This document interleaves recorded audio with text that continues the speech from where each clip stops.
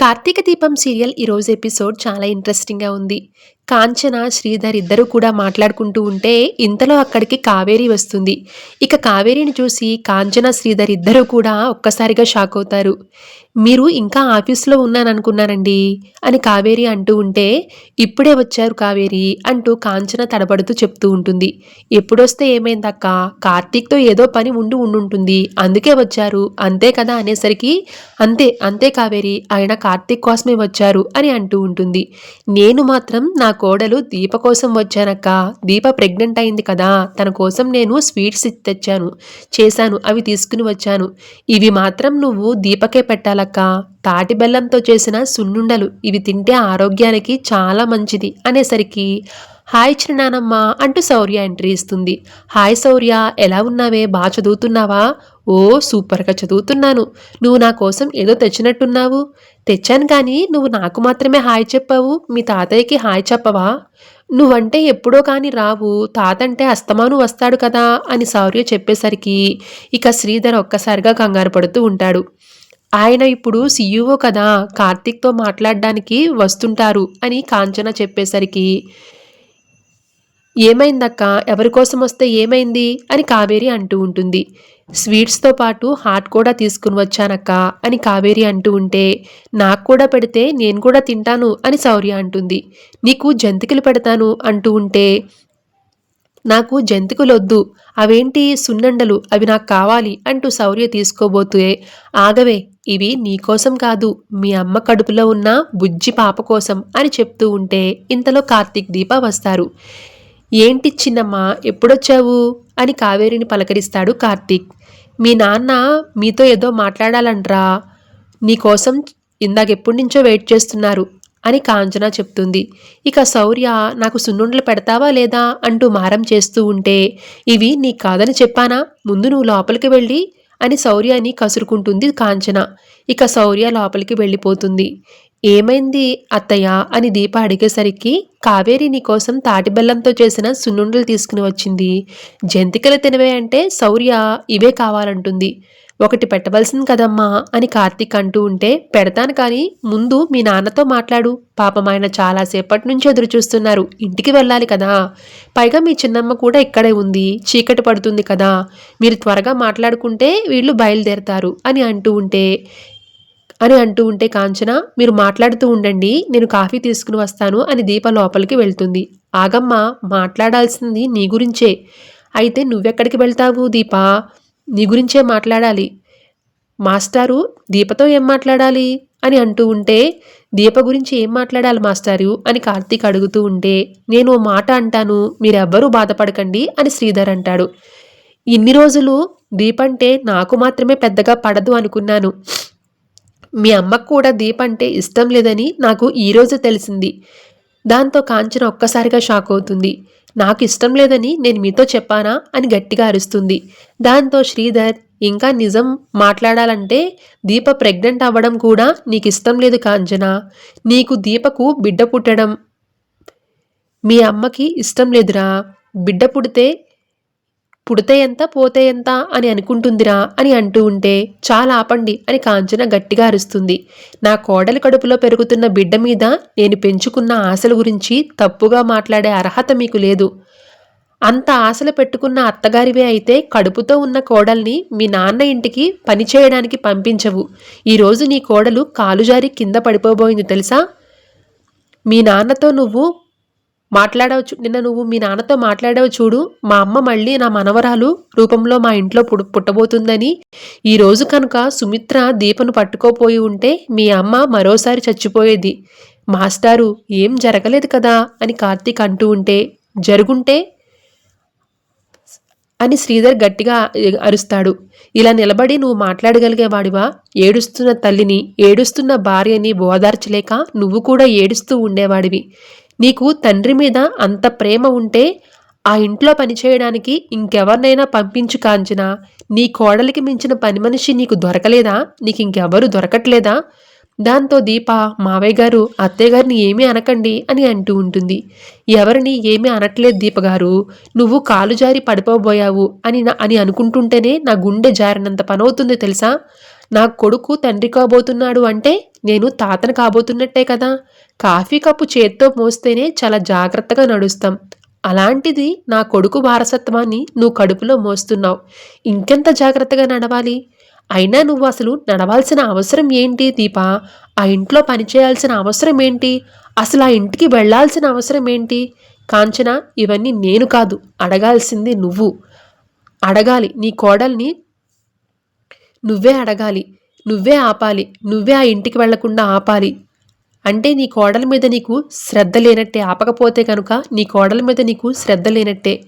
మాస్టారు, దీపేదో కాలు స్లిప్ అయ్యి పడిపోబోయింది. ఇంకోసారి అలా జరగకుండా చూసుకోవాల్సిన బాధ్యత నాది. చూసుకుంటాను అని కార్తీక్ అంటూ ఉంటే, చూసావా కాంచన, ఇది వీడి వరస. పడకుండా చూసుకుంటాను అంటున్నాడే కానీ వెళ్లకుండా ఆపుతాను అంటలేదు. నువ్వు నాతో మాట్లాడడం మానేసి అమ్మతో మాట్లాడడం ఏంటి అని కార్తీక్ అంటూ ఉంటే, అమ్మతోనే మాట్లాడాలరా. ఎందుకంటే అమ్మ కాబోతున్న ఒక ఆడదాని గురించి అమ్మ అయినా ఆడదానికే జాగ్రత్త తీసుకోవాలి. పిల్లల్ని మగాళ్ళు కంటే ఆ బాధలు, ఆ జాగ్రత్తలు మనకి తెలిసేవి. కానీ మనం కనం కదా, అందుకే మనకు తెలియదు. చూడు కాంచన, నీ పుట్టింటి మీద నువ్వుకున్న ప్రేమలో కనీసం రంపంతైనా నీ కోడలి మీద చూపించు. వీళ్ళిద్దరినీ ఆ ఇంటికి వెళ్ళనివ్వకుండా ఆపు. దీపని జాగ్రత్తగా చూసుకో. ఇంటి పనులు మానిపించాయి. నీకంతగా కుదరకపోతే కావేరి క్యారేజ్ పట్టుకుని వస్తుంది. ఇవే మాటలు నేను కార్తీక్తోనో దీపతోనో చెప్పొచ్చు. కానీ వీళ్ళు వినరు కదా. నువ్వంటే తల్లివి. వీళ్ల విషయంలో బాధ్యతగా ఉండాల్సిన దానివి. నువ్వు చెప్తేనే వీళ్ళు వింటారు. ఏం చెప్పుకుంటావో, ఎలా చెప్పుకుంటావో చెప్పుకో. వీళ్ళు మాత్రం ఆ ఇంటికి వెళ్ళడానికి వీల్లేదు. వెళ్తే నేను ఈ ఇంటికి వస్తాను, నిన్నే అడుగుతాను. కావేరి పద అంటూ కావేరిని తీసుకుని శ్రీధర్ అక్కడి నుంచి వెళ్ళిపోతాడు. ఇక దీప పెద్దగా ఇక కార్తీక్, దీపేం పెద్దగా ఏం పడలేదమ్మా అని కార్తీక్ అంటూ ఉంటే, అక్కడ ఏం జరిగిందో మీ నాన్న మొత్తం నాకు చెప్పాడు కదా. ఇంకా నువ్వు దాని గురించి నాకు సంజాయిషి చెప్పుకోవాల్సిన అవసరం లేదు. దీప, నువ్వు ఆ ఇంటికి వెళ్ళడానికి వీల్లేదు.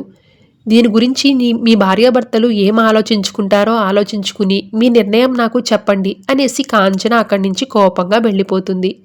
మాస్టర్ ఏంటి ఇంత పని చేశాడు అని కార్తీక్ బాధపడుతూ ఉంటే, ఇప్పుడు ఏం చేద్దాం బావా అని దీప అంటూ ఉంటే, వాళ్ళ భయాలు వాళ్ళకుంటాయి. మనమే ధైర్యం చెప్పాలి.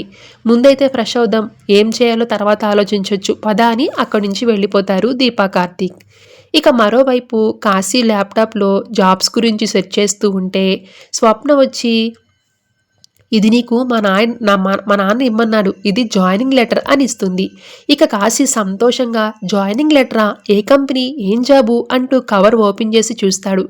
వెంటనే కోపంగా, దిల్లు మావయ్య ఎక్కడున్నారు అని అడుగుతాడు. హాల్లో ఉన్నాడు అనేసరికి కోపంగా శ్రీధర్ దగ్గరికి వెళ్తాడు కాశీ. ఏంటి మావయ్య గారు ఇది అని అడుగుతాడు. చదవడం రాలేదా అని కార్తీక్ శ్రీధర్ అడిగేసరికి, ఏముంది అల్లుడు గారు దాంట్లో అని కావేరి అడుగుతుంది. మావయ్య గారు నాకు జాబ్ ఇచ్చారు అత్తయ్య గారు అని అంటాడు. జాబ్ ఏంటి అని కావేరి అడిగేసరికి, జోష్న గ్రూప్ ఆఫ్ రెస్టారెంట్లో CEO గారికి పిఏ అని అంటాడు. దాంతో శ్రీధర్, పిఏగా చేయడం నామోషియా? అదే పోస్ట్ కోసం బయట డబుల్ డిగ్రీలు చేసిన వాళ్ళు ఉన్నారు తెలుసా? నేను మీకు పర్సనల్ అసిస్టెంట్గా చేయలేను మావయ్య.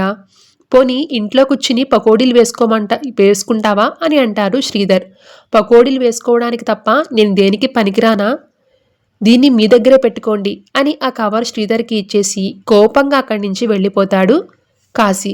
అల్లుడు గారిని అవమానించడానికి కాకపోతే అలాంటి పోస్టులు ఎందుకండి ఇవ్వడం అని కావేరి అడిగేసరికి, CEO దగ్గర పిఏ అంటే ఏమనుకున్నావే, 40,000 జీతం తెలుసా నీకు?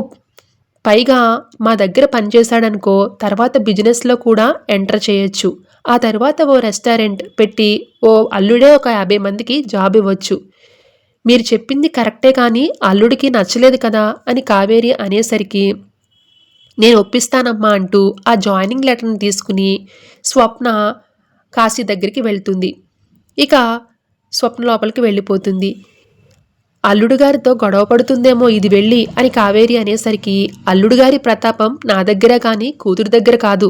అల్లుడు గారు సింహంలా తల విదిలించి వెళ్ళాడు కదా, ఆ సింహాన్ని ఈ అమ్మోరు ఎలా లొంగదీస్తుందో చూడు అని శ్రీధర్ చెప్పేసరికి మొత్తానికి మొగుడు పెళ్లల మధ్యన గొడవలు పెట్టేశారు అని కావేరి అంటుంది.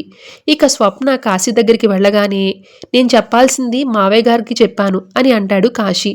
అయితే నేను చెప్పాల్సింది కూడా చెప్తాను విను. నేను మా అన్నయ్య వాళ్ళ ఇంటికి వెళ్ళిపోతున్నాను. నేను ఇంక రాను, అక్కడే ఉంటాను. మరి నేను అని అంటాడు కాశీ.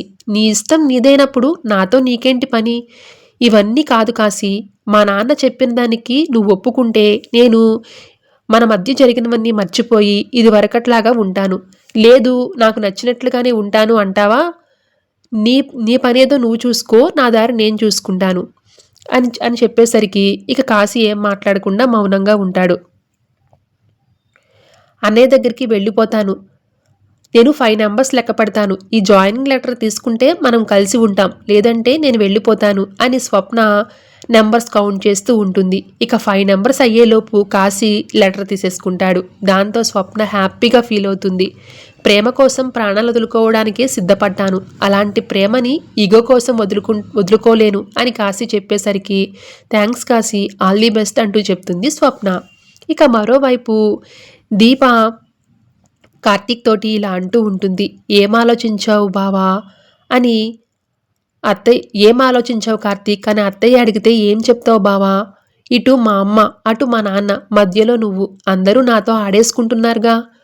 ఆ ఇంటికి ఎందుకు వెళ్తున్నామో తెలియక వాళ్ళు అలా మాట్లాడుతున్నారు బావా, తెలిస్తే అర్థం చేసుకుంటారు కదా అని అంటూ ఉంటే శివనారాయణ గారికి అసలైన మనవరాలివి నువ్వే అని చెప్పాలి, చెప్పమంటావా? ఏదో ఒక రోజు తెలియాల్సిందే కదా బావా.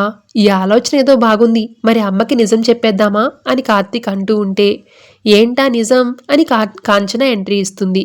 మిమ్మల్ని అడిగేదేంటా నిజం అని అడుగుతూ ఉంటే కార్తీక్ సర్ది చెప్పేస్తాడు. పెళ్ళయ్యేంత వరకేరా కొడుకులు, పెళ్ళైన తర్వాత కోడలికి భర్తలుగానే ఉంటారు. నీ కోడలేమో నన్ను తన చెంగు కట్టేసుకుంటాడు లేదులేమ్మా అని కార్తీక్ అంటూ ఉంటే అది కట్టుకోకపోయినా దాని చీర చెంగుని నీ షర్టుకి ముడేసుకుంటావురా అని కాంచన కోపంగా కార్తీక్ని తిడుతూ ఉంటుంది. మీ నాన్న చెప్పిన దాని గురించి ఏం ఆలోచించావు అని కార్తీక్ని కాంచన అడుగుతుంటే ఆయన ఏదో కోపంలో ఒక మాట అనేసిపోయాడు. కోపంలో కాదురా, బాగా ఆలోచించే అన్నాడు. నువ్వు ఇప్పుడు సమాధానం చెప్పకపోతే ఆయనకి నేను సమాధానం చెప్పుకోవాల్సి వస్తుంది. ఆయన అడిగిన ప్రశ్న నేనే అడుగుతున్నాను. దీప కింద పడిపోయి ఉంటే ఏంటి పరిస్థితి? నీ కోడలు నీది బాధ్యత లేదా అని మొహం మీద చెయ్యి పెట్టాడు అడిగాడురా. నా మాట వింటారని బయటంతా కూడా అనుకుంటారు, మీరిద్దరూ నా మాట వింటారని. కానీ అందరికీ తెలియదు కదరా నేనే మీ మాట వినాలని. ఏంటమ్మా నువ్వు, నీ మాట ఎప్పుడు దాటామని చెప్పు అని కార్తీక్ అంటూ ఉంటే ఎవరో వచ్చి నా కోడల గురించి నన్ను ప్రశ్నించే స్థాయిలో నన్ను ఎందుకు ఉంచాలి అని కాంచన కోపంగా అంటూ ఉంటే ఎవరో కాదత్తా, ఆయన మీ భర్త అని దీప అనేసరికి అది నువ్వు నాకు చెప్పాల్సిన అవసరం లేదు అని కాంచన గట్టిగా దీప మీద కోపడుతుంది. నువ్వు తనతో ఎందుకమ్మా అంత గట్టిగా మాట్లాడుతున్నావు అని కార్తీక్ అడిగేసరికి అయ్యో నీ భార్యని నేనేమీ అనట్లేదురా అని కాంచన అంటూ ఉంటే ఇంతలో శౌర్య వచ్చి ఏమైంది నాయనమ్మా, ఎందుకంత గట్టిగా మాట్లాడుతున్నారు? నాకు మా నాన్న సున్నుండలు పెట్టలేదు, అందుగురించి వాళ్ళని తిడుతున్నావా అని అంటూ ఉంటే మధ్యలో నీ గోలంటే ఇక్కడి నుంచి వెళ్ళు, లోపలికి వెళ్ళిపో, నా రూమ్లో కూర్చుని వెళ్ళి హోంవర్క్ చేసుకో, మళ్ళీ కనిపించావనుకో ఇక్కడ నీ సంగతి చెప్తా, అవతలకు వెళ్ళు అనేసరికి శౌర్య అక్కడి నుంచి వెళ్ళిపోతుంది. దాన్నెందుకమ్మా అంతలా కసురుకుంటున్నావు అని కార్తీక్ అడిగేసరికి ఎవ్వరికి ఎలా చెప్పాలో అర్థం కావట్లేదురా. నాకు మీ నాన్నకి సమాధానం చెప్పలేకపోతున్నాను, నీకు చెప్పలేకపోతున్నాను, నీ కూతురికి కూడా సమాధానం చెప్పలేకపోతున్నాను. ఇప్పుడు ఏం జరిగిందని మీరు ఇంత బాధపడుతున్నారని దీప అడిగేసరికి దీప నువ్వు లోపలికి వెళ్ళు అని కార్తీక్ దీపని గట్టిగా కసురుకునేసరికి ఇప్పుడు నేనేం చేశాను అని అంటూ దీప కోపంగా లోపలికి వెళ్ళిపోతుంది. ఒరే ఇప్పుడు నువ్వు దాని మీద ఎందుకు అరుస్తున్నావు అని కాంచన అనేసరికి నా మీద నేను అరుచుకోలేక అని కార్తీక్ అంటాడు. ఇప్పుడు నీ భార్య లోపలికి వెళ్ళి ఏడుస్తుందేమో. ఏడుపు మంచిదేలే అమ్మా, కంట్లో ఉన్న నలకలే కాదు మనసులో ఉన్న బాధలు కూడా బయటికి వస్తాయి. సర్లేరేలా, నేను ఎవరిని ఏమీ అడగను, ఎవరికి సమాధానం చెప్పక్కర్లేదు అనేసి కోపంగా కాంచన లోపలికి వెళ్ళిపోతుంది. వెళ్ళిపో, అనాల్సిన మాటలన్నీ అనేసావుగా, వెళ్ళి హాయిగా పడుకో, జ్యోత్స్న కోపమేమో మా నాన్న మీద చూపిస్తుంది. మా నాన్నేమో నీ మీద చూపిస్తాడు. నీ కోపమేమో నీ కోడల మీద చూపిస్తావు. నీ కోడల కోపం నా మీద చూపిస్తుంది. మరి నా కోపం ఎవరి మీద చూపించాలి? ఇక అద్దంలో చూసుకుని నన్ను నేను తిట్టుకోవాలి. ఇప్పుడు మరదలు లోపల ఏం ఫీల్ అవుతుందో ఏంటో అని కార్తీక్ లోపలికి వెళ్ళిపోతాడు. అక్కడితో ఈరోజు ఎపిసోడ్ కంప్లీట్ అవుతుంది. Thank you so much for watching.